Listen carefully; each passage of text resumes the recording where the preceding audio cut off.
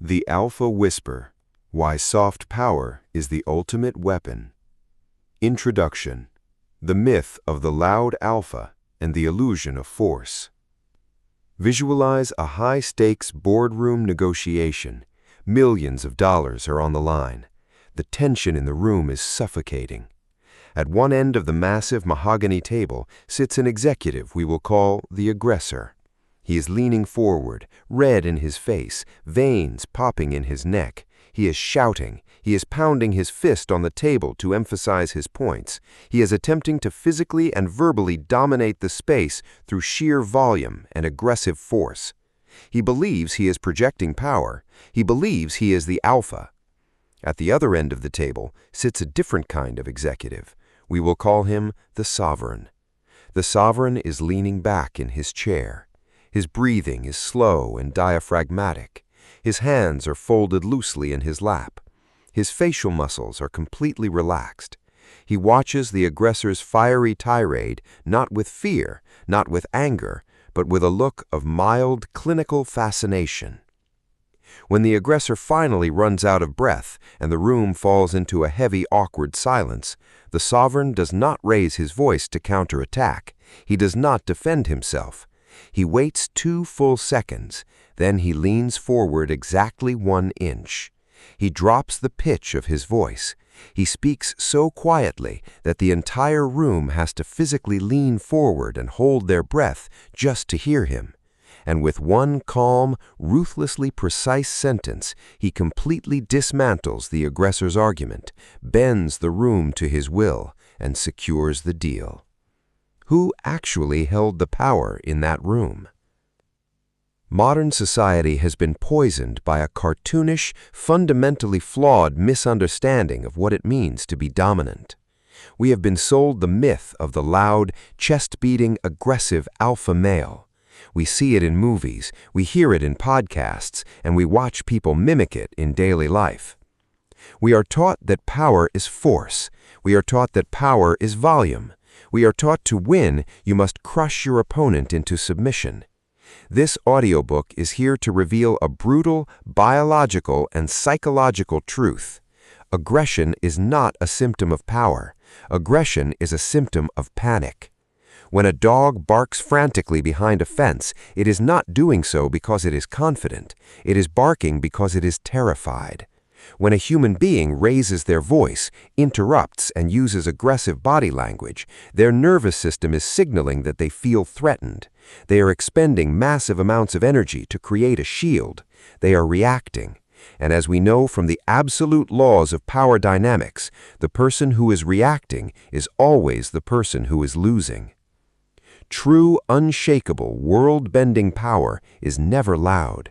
True power is profoundly quiet. True power does not need to force compliance. It manufactures a reality where compliance is the only logical option. This is the paradigm of soft power. It is the velvet glove wrapped around an iron fist. In this extensive masterclass, we are going to dismantle the illusion of hard force. We are going to explore the dark psychology of the alpha whisper. You will learn the biological differences between reactive dominance and proactive authority. You will learn the art of psychological judo, how to absorb an opponent's aggressive energy and effortlessly redirect it so they throw themselves off balance. You will discover the terrifying effectiveness of tactical empathy, a tool used by elite hostage negotiators to disarm cornered criminals. You will learn the art of inception, how to make your enemies believe that your ideas were actually their own. If your goal is to win shouting matches, to intimidate the weak, or to feed a fragile ego, turn this audio off. Go back to the noise. But if you want to become the most dangerous, effective, and respected person in any room, if you want to move through the world with the unbothered gravity of a king, if you are ready to trade the exhausting armor of aggression for the quiet, lethal precision of absolute influence, then listen closely. It is time to lower your volume. It is time to master the whisper. Chapter 1: The Biology of Authority versus the Panic of Aggression. To master soft power, we must first look at the biological machinery that drives human behavior. We must understand why the loud alpha is actually a biological fraud. In ethology, the study of animal behavior, scientists observe primate troops to understand hierarchies. In a chimpanzee troop, the dominant male often achieves his position through erratic, violent, and aggressive behavior. He screams, he beats his chest, and he terrorizes the subordinates. But this type of alpha lives a highly stressful, fleeting life. His cortisol levels, the stress hormone, are permanently spiked. Because he rules entirely by fear, the moment he shows a sign of physical weakness, the troop will tear him apart and violently tear him apart. He sleeps with one eye open. His power is brittle. Now, look at the silverback gorilla. The silverback is vastly more powerful than the chimpanzee, yet his behavior is completely different. The silverback rarely beats his chest. He rarely fights. He spends his days sitting quietly, observing the troop, breaking up fights between the young, and directing the group to food. He projects a massive, calm, stabilizing energy. When a younger male challenges the silverback does not fly into a manic rage. He simply stands up, holds his ground, locks eyes, and projects an aura of such dense, immovable physical power that the younger male almost always backs down without a single blow being struck.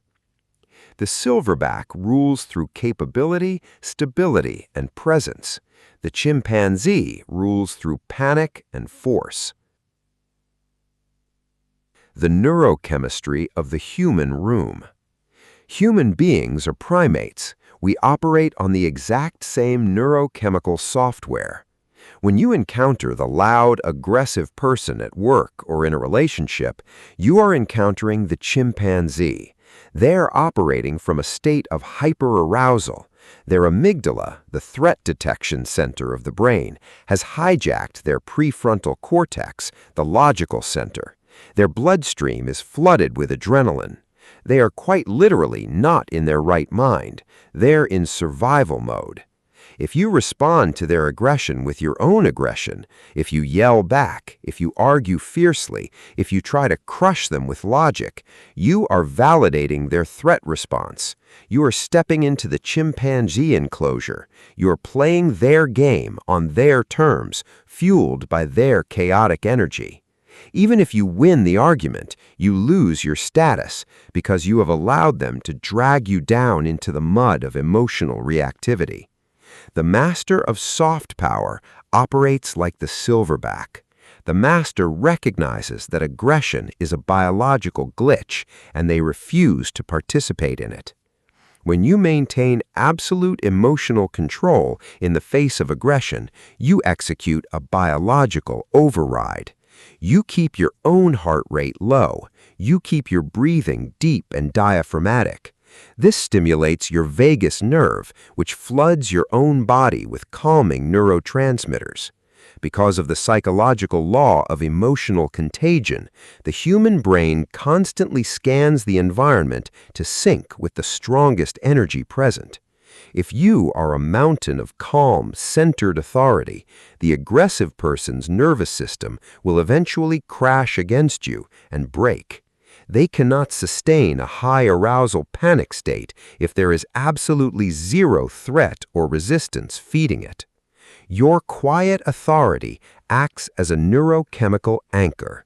You literally force their heart rate to slow down by refusing to match their speed. Practice Application 1. The Biological Override.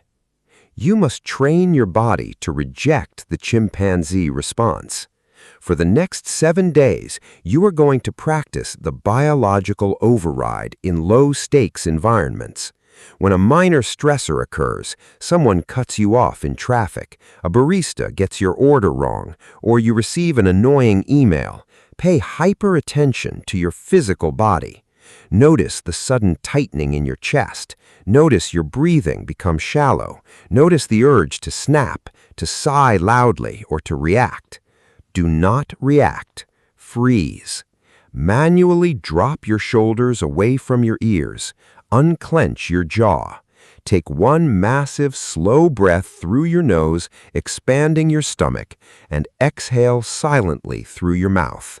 Force your physical body back into a state of deep rest before you are allowed to respond to the trigger.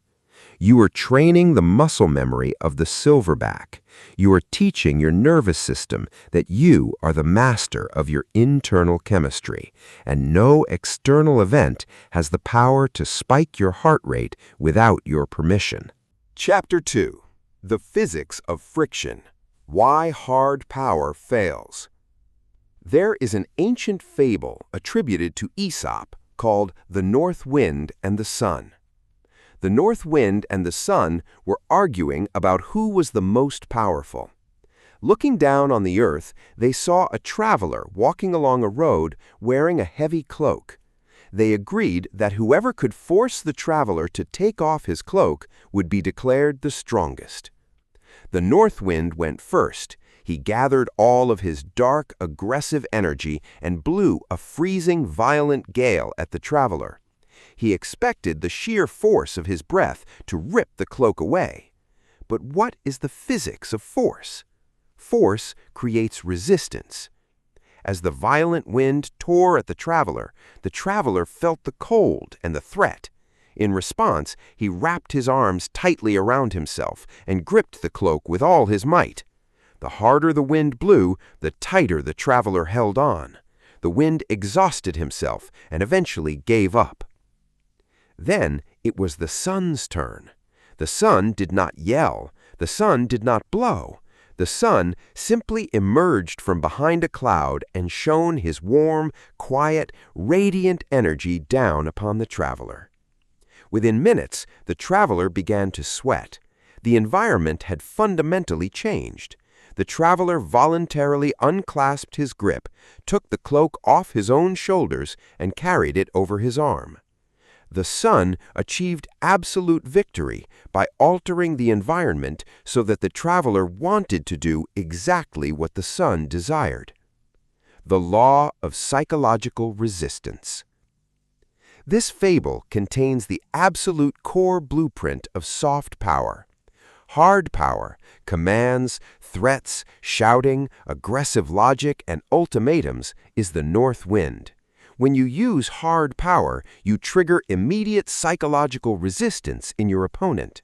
Human beings possess a deep primal need for autonomy. We hate being told what to do.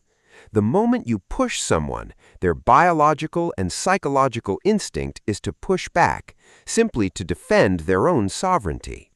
Even if your logic is flawless, even if your argument is perfectly constructed, if you deliver it with force, the other person will reject it because accepting it feels like a defeat.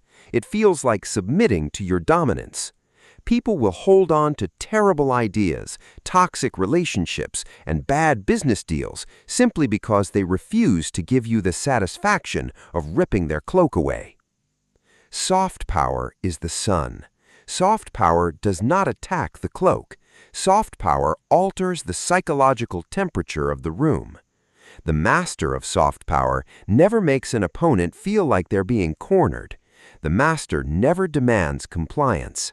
Instead, the master uses questions, empathy, and environmental design to gently remove the friction from the interaction. The master makes the opponent feel so incredibly safe, so deeply understood, and so highly respected that the opponent voluntarily drops their defenses. You do not defeat your enemies by breaking their shields. You defeat them by making them believe they no longer need the shield in the first place. Practice Application 2. The eradication of you must. Hard power relies on coercive language. Soft power relies on collaborative language. To master the physics of friction, you must perform a linguistic audit on your daily vocabulary. You must violently eradicate coercive commands from your speech. Stop using phrases like, "You need to do this," "You have to listen to me," "You must understand," "You are wrong." Every time you say "you must," you are blowing the north wind. You are creating a wall of resistance. Replace coercive commands with how and what questions that invite the other person to dismantle their own argument. Instead of, "You need to lower the price of this contract," say, "How are we supposed to make this deal work when the budget on our end is strictly capped?" You did not make a demand. You presented a shared problem and invited them to solve it for you. You are the sun, altering the temperature and letting them remove their own cloak. Chapter 3. Psychological Judo. Absorbing and Redirecting Force. We have established that you must not react to aggression with aggression. But what exactly do you do when the attack comes? When the insult is hurled? When the toxic boss or the manipulative partner launches a direct, aggressive strike against your character or your ideas? If you fight back, you create friction. If you shrink and apologize, you demonstrate weakness. You must deploy the art of psychological judo. In the martial art of judo, the fundamental principle is Ju-Yoku-Go Oseisu. Softness controls hardness. When a massive opponent rushes at you with a heavy strike, a judo master does not stand like a brick wall to block the punch. If you block a heavy punch, your arm breaks. Instead, the judo master steps slightly off the center line, grabs the opponent's arm, and pulls them in the exact direction they were already moving. The master takes the opponent's massive, aggressive kinetic energy and adds just a tiny fraction of their own momentum. The opponent, expecting to hit a wall, instead hits nothing, loses their balance, and is thrown violently to the floor by the sheer weight of their own aggression. You must apply this exact physical principle to verbal communication. The agree and amplify tactic. When someone hurls an insult or a hostile accusation at you, their goal is to make you defend yourself. The defense is the wall they are trying to punch. If you remove the wall, they fall on their face. You remove the wall by using the agree and amplify technique. When attacked, you do not deny the premise of the attack. Instead, you playfully agree with it, and then you exaggerate it to such an absurd, cartoonish degree that the insult completely loses its power. Let us look at a scenario. You are at a social gathering. A rival, attempting to humiliate you in front of the group, says, "You're always so obsessed with your work. You have absolutely no life outside the office. It's kind of sad." The hard power response, the block. "That's not true. I have plenty of hobbies. I went skiing last weekend, and I spend time with my friends. I'm just dedicated to my career." Result: you took the punch. You look defensive, insecure, and desperate for the group's approval. The rival wins. The psychological judo response. You do not frown. You hold eye contact. You offer a warm, relaxed smile. "Oh, absolutely. In fact, I'm actually having a custom bed installed on Monday. I've requested that my mail be forwarded directly to the boardroom. I'm hoping to never see the sun again." And then you take a sip of your drink and turn your attention to someone else. Notice the absolute devastation of this maneuver. You took their aggressive energy, stepped out of the way, and let them fall forward into the dirt. By agreeing with the insult and magnifying it into a joke, you proved that their words hold absolutely zero emotional weight over you. You did not have to defend your character. You made the attacker look petty, literal, and socially awkward, while you looked untouchable, humorous, and supremely confident. You threw them to the floor without ever raising a finger. The art of the let them talk vacuum. Another form of psychological judo is the strategic use of non-resistance during an aggressive rant. When a toxic personality, a screaming client, or a raging manager is unleashing an emotional tirade against you, they are desperately seeking a reaction. They want you to interrupt. They want you to argue. Do absolutely nothing.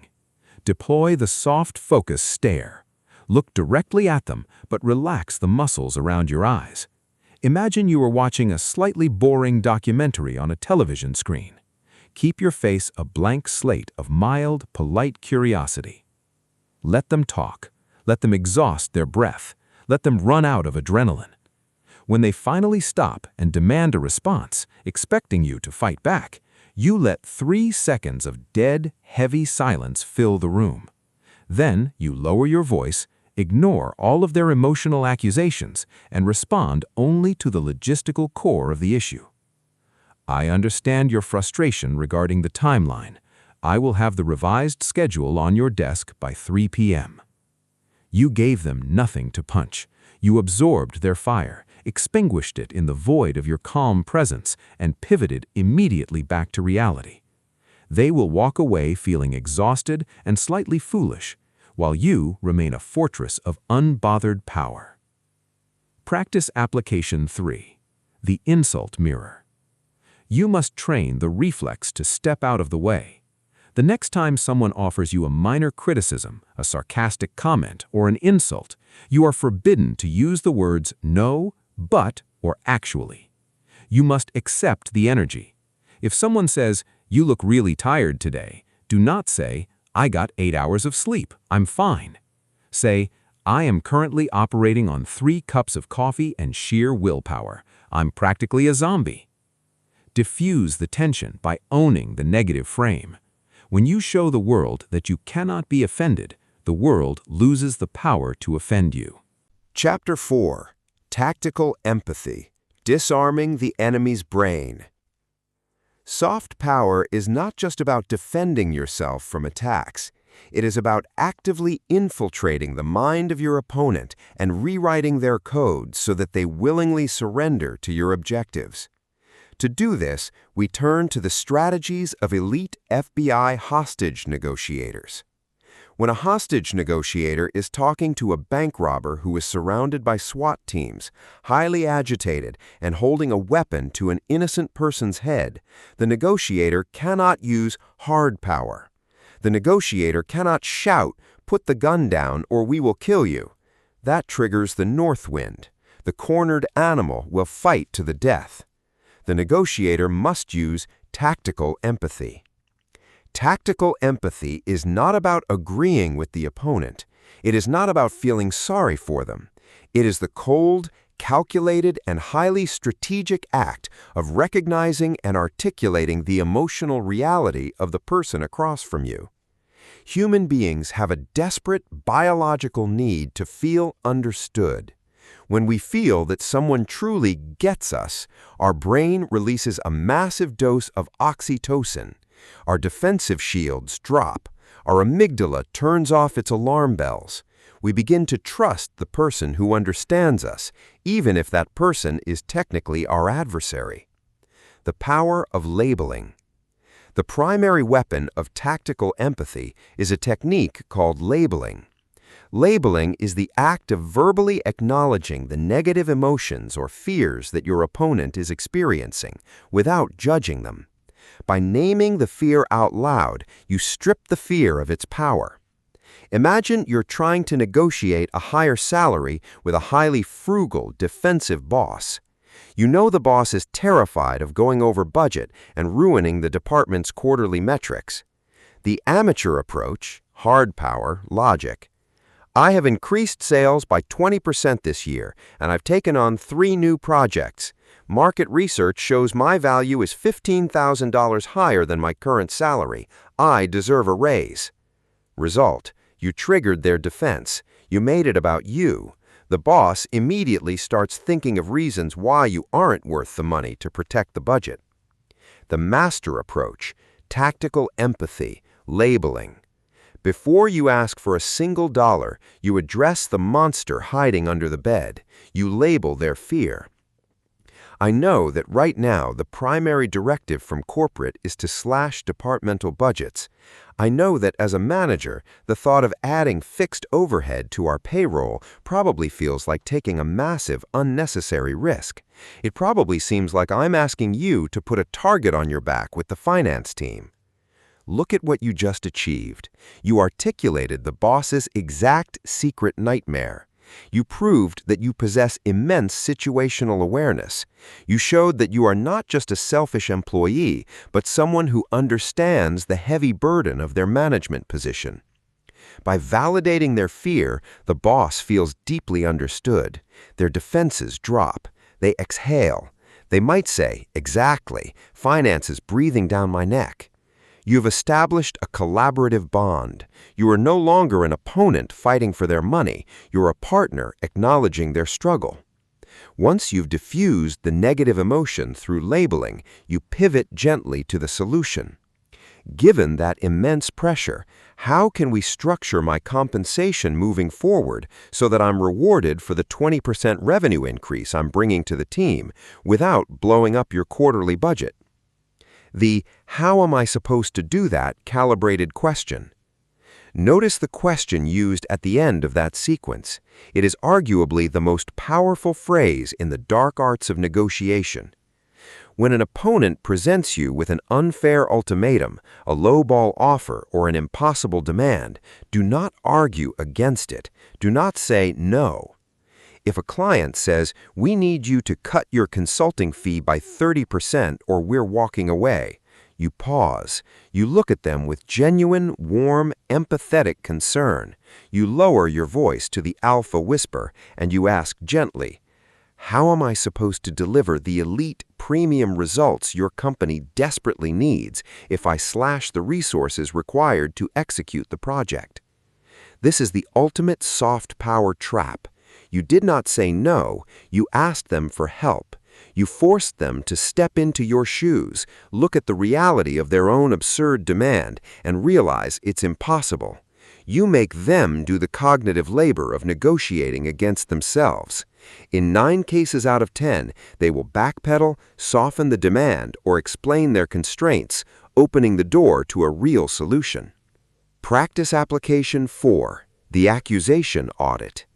Before you enter your next difficult conversation, a breakup, a performance review, or a tense negotiation, you must perform an accusation audit. Write down on a piece of paper every single terrible, negative, defensive thought the other person could possibly have about you and your request. They think I'm greedy. They think I'm being selfish. They think I don't appreciate what they've done for this team. When you sit down for the conversation, you must lead by reading that list out loud to them. Before we start, you probably think I am being entirely selfish here. It probably feels like I haven't appreciated all the sacrifices you've made for this team.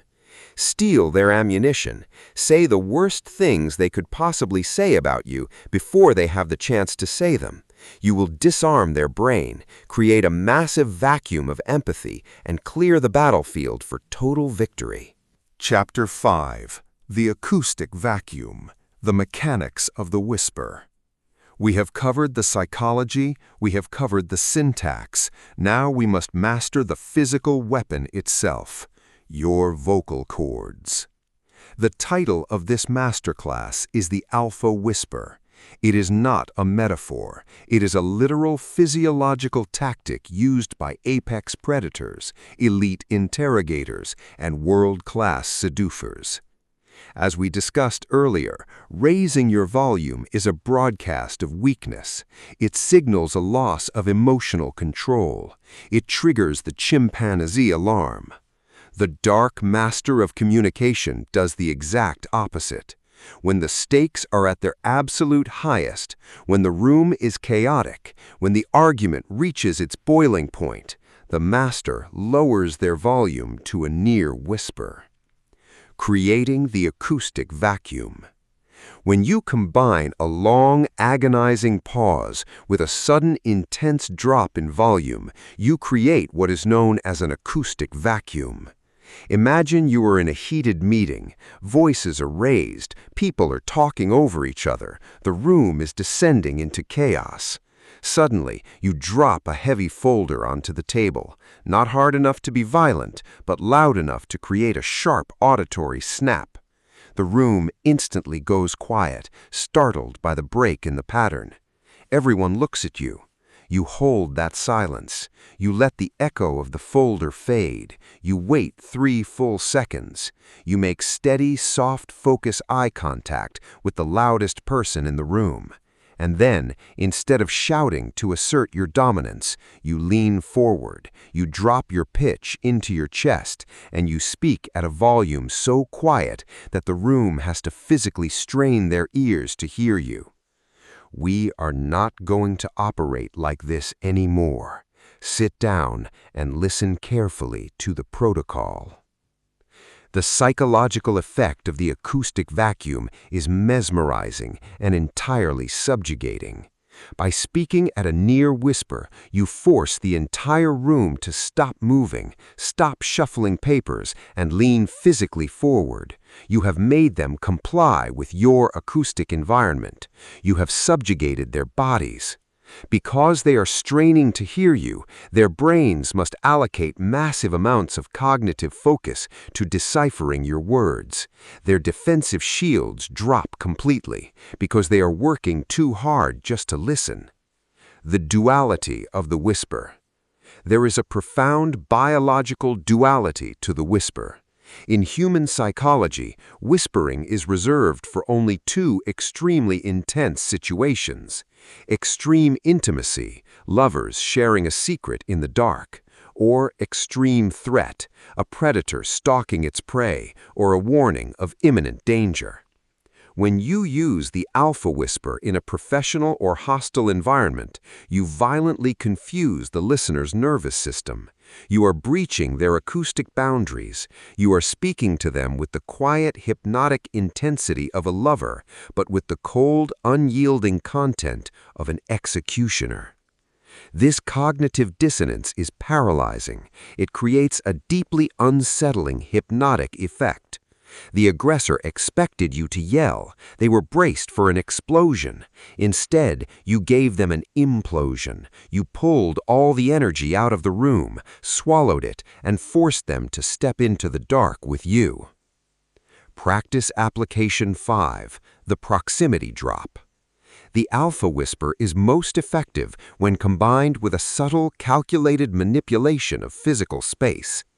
The setup.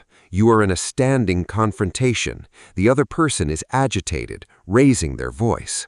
The freeze. You stop moving entirely. You hold eye contact. You execute the pause. The micro step. After 3 seconds of silence, you take 1/2 step forward. You invade their personal space by just a fraction of an inch.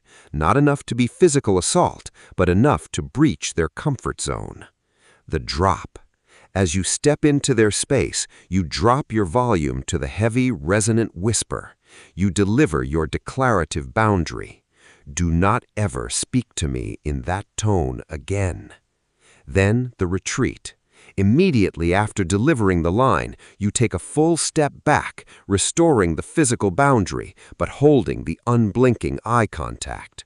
You invaded their space, planted a psychological bomb in their mind with the whisper, and retreated before they could react. The contrast of the silence, the sudden proximity, and the terrifyingly quiet vocal tone will shatter their frame completely. They will be left standing in the echo of your whisper, deeply unnerved, entirely unsure of what just happened to them, but absolutely certain of your dominance. Chapter 6, The Velvet Trap, Inception and the Illusion of Authorship. The highest, most sublime form of soft power is not merely getting an opponent to submit to your will. Submission breeds resentment. A defeated opponent will wait in the shadows for the moment you show weakness so they can exact their revenge.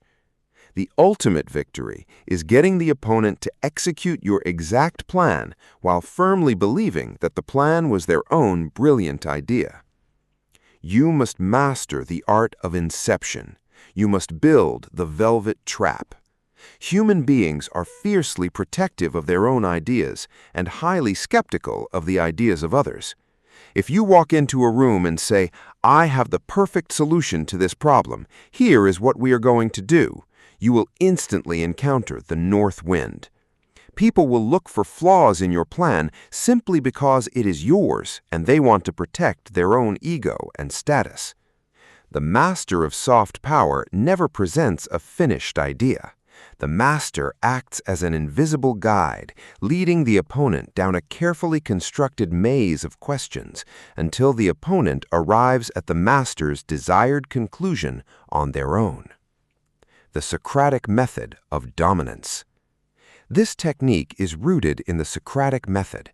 Socrates did not lecture his students. He asked them relentless, targeted questions until they discovered the truth for themselves. Imagine you're a consultant. You know that a company's marketing strategy is a catastrophic failure and needs to be scrapped entirely.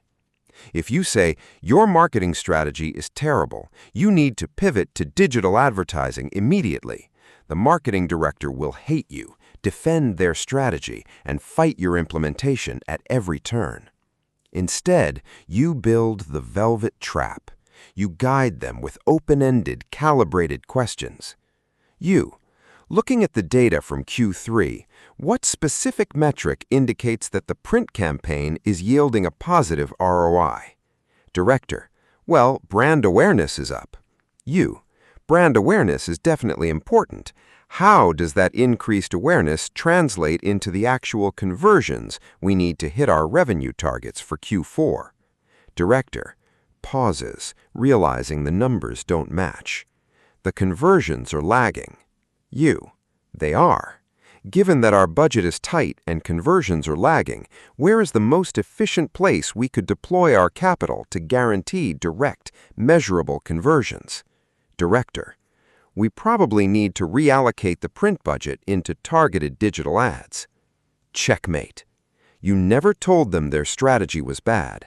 You never told them to pivot to digital. You simply asked a sequence of inevitable questions that boxed their logic into a corner.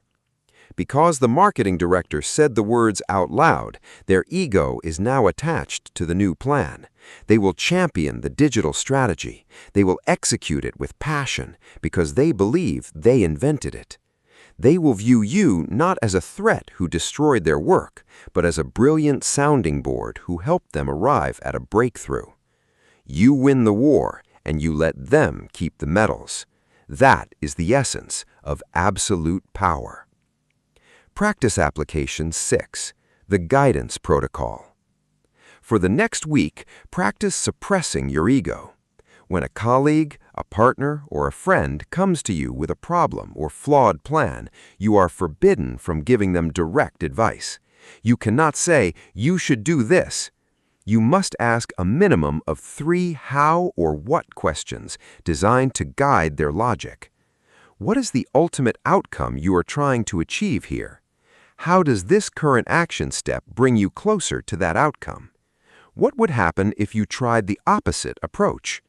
Bite your tongue. Swallow your need to be the smartest person in the room. Ask the questions and watch in fascination as they slowly, inevitably walk directly into the velvet trap you built for them. Chapter 7, The Iron Core, When the Velvet Glove Comes Off. We have spent this entire masterclass exploring the vast, undeniable superiority of soft power. You have learned to absorb aggression, to weaponize empathy, to whisper instead of shout, and to guide rather than force. You are a creature of the sun, not the north wind. But there is a dangerous, fatal misunderstanding of soft power that we must eradicate before you are ready to wield it. Soft power is not pacifism. Soft power is not weakness. Soft power is not rolling over and allowing toxic, predatory people to abuse you, hoping that your kindness will eventually change them. The velvet glove is useless and in fact dangerous if there is no iron fist underneath it. If you use empathy, calmness, and understanding, but you lack boundaries, you are not a master of soft power. You are a victim. Predators, narcissists, and sociopaths will view your empathy as a vulnerability. They will view your calmness as submission. They will push, extract, and abuse you until there is nothing left.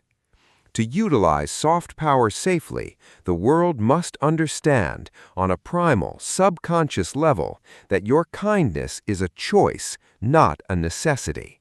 They must understand that you are capable of immense, overwhelming force, but you are choosing to keep your sword sheathed. This is the concept of the iron core. The sudden drop of the fist. The iron core is your absolute unyielding boundary. It is the line in the sand that cannot be crossed under any circumstances. When dealing with reasonable humans, you use the velvet glove. You use the techniques in this book. But when a predator crosses the line, when someone blatantly disrespects your boundary, attempts to exploit your empathy, or threatens your safety or your livelihood, the velvet glove must be removed instantly, without warning, and without hesitation. You do not shout. You do not lose your temper. The iron core is not chaotic. It is cold, mechanical, and absolute. When the boundary is breached, you execute the ultimate sequence. The macro pause, a terrifying 5-second silence. The acoustic vacuum, you drop your voice to the whisper. The absolute consequence, you deliver the if-then statement with flawless declarative syntax. I have listened to your concerns, and I have offered a compromise. If you attempt to circumvent my authority on this project again, then I will immediately terminate your contract, and you will be removed from this building. Do we have a crystal clear understanding? You deliver the consequence like a law of physics. If they touch the fire, they will burn. There is no negotiation. There is no empathy. There is only the cold, hard steel of the iron core. The psychological shock of seeing someone who has been consistently warm, empathetic, and calm suddenly expose an unyielding core of absolute, ruthless authority is terrifying.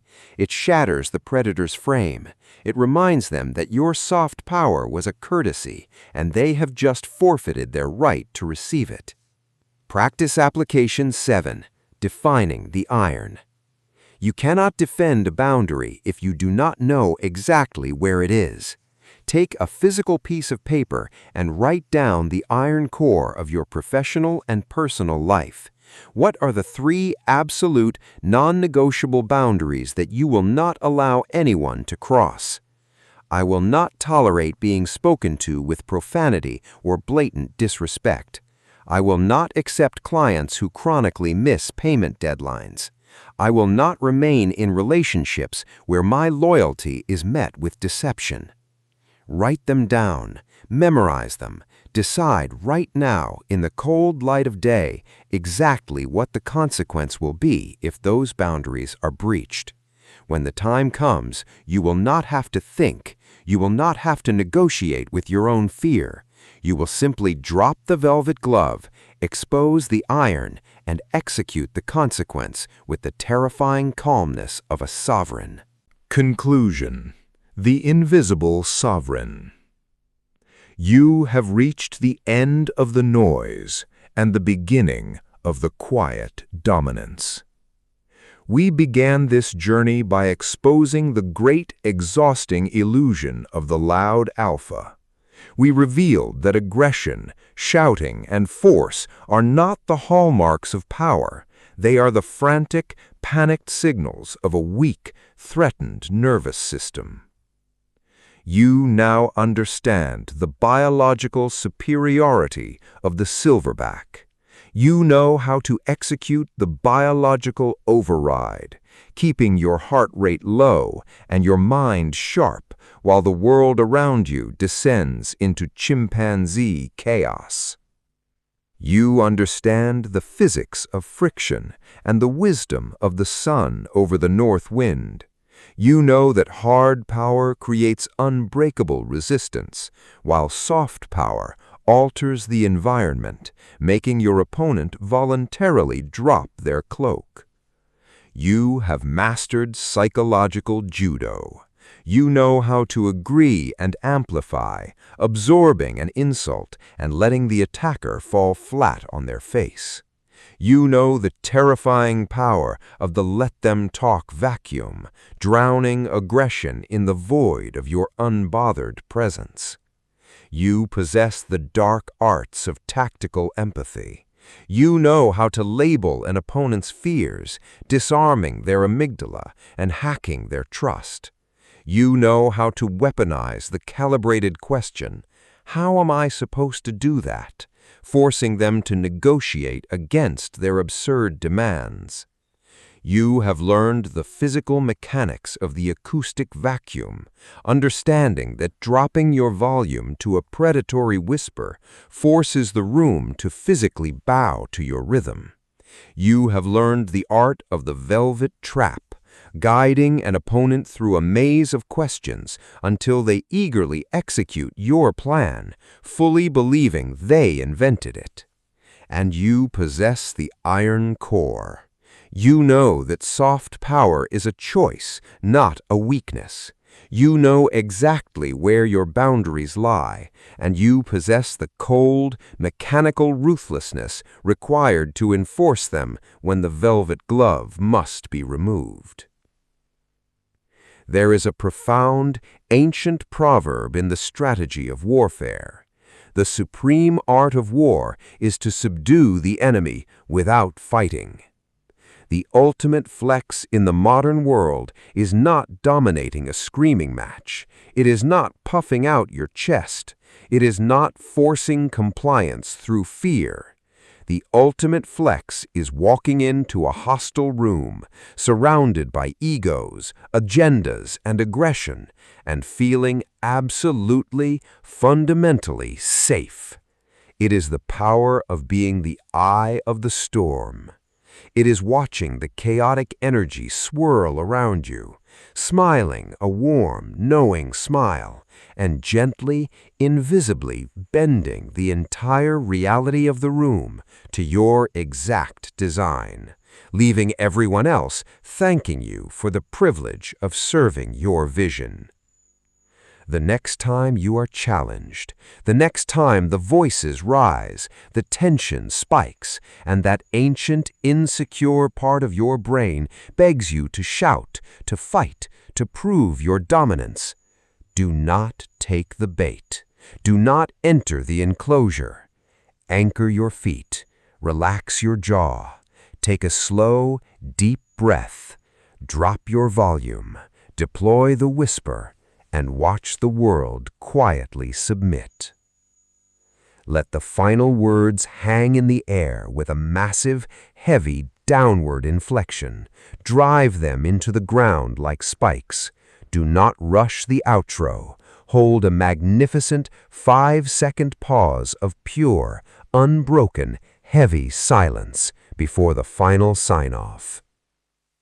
Thank you for mastering the dark arts of influence with quick audiobooks.